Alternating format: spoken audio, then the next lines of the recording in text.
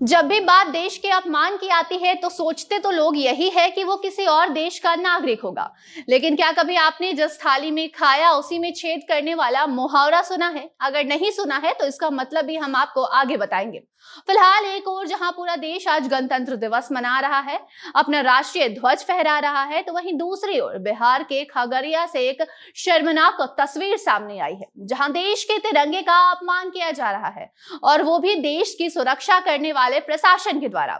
जी हां, जिले में पहले तो झंडा फहराया जाता है और उसके तुरंत बाद ही वहां के सीओ और थानेदार के द्वारा झंडा उखाड़ कर फेंक दिया जाता है।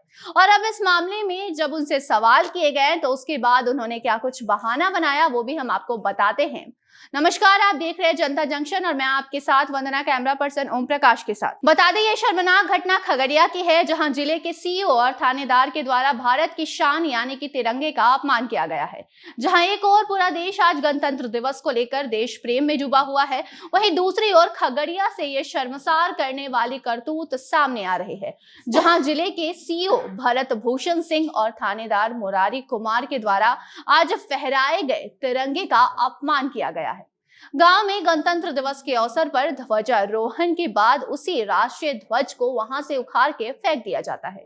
और ये दोनों वही इंसान हैं जिन्होंने राज्य, जिले और लोगों के सुरक्षा के तौर पे लोग इन्हें देखा करते हैं। और जब इन दोनों महारथी से इस पूरे मामले पर सवाल पूछे जाते हैं तो उनके जवाब में कई बहाने भी नजर आते हैं।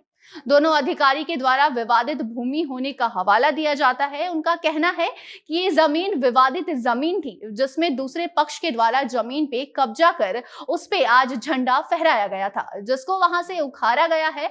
और साथ ही राष्ट्रीय ध्वज का किए गए अपमान को लेकर पूछे गए सवाल पे अधिकारी का कहना है कि जिसने आप तक ये जानकारी पहुंचाई है उनसे जाकर ही पूछिए कि ये किसने किया है। बता दें, गांव वालों ने इस पूरे घटनाक्रम को अपने फोन में रिकॉर्ड किया और उसके बाद सोशल मीडिया पर वायरल कर दिया, जिसके बाद ये पूरा शर्मनाक मामला सामने आया है। वहीं इस पूरे घटनाक्रम से पीछा छुड़ाते हुए सीईओ का कहना है कि ये जमीन ठाकुर बाड़ी की है। कुछ लोगों के द्वारा इसे हथियाया जा रहा था और जमीन पर अब कब्जा कर लिया गया है, यानी कि जमीन को अब सीज कर लिया गया है। ये जमीन दो लोगों के बीच फंसी हुई है, जिसको लेकर विवाद भी जारी है।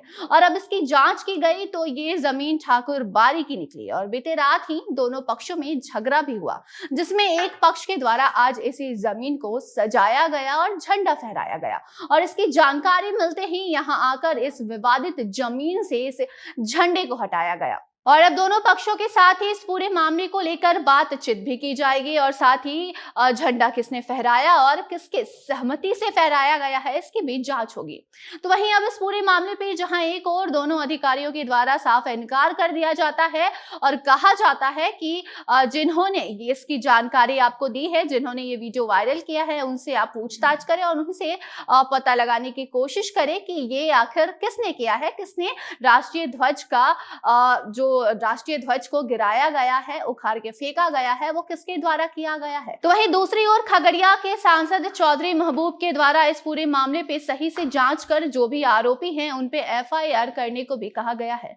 उन्होंने कहा है कि इस मामले में मुख्यमंत्री से बात कर ऐसे अधिकारी को बर्खास्त करने की मांग की जाएगी।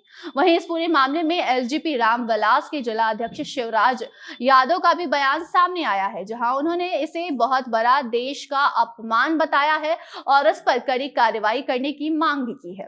तो सवाल अब ये उठता है कि आखिर कैसे कोई सरकारी अधिकारी या फिर कोई भी व्यक्ति राष्ट्रीय ध्वज का अपमान करता है और सवाल पूछने पे अजीबोगरीब बहाने बनाता है।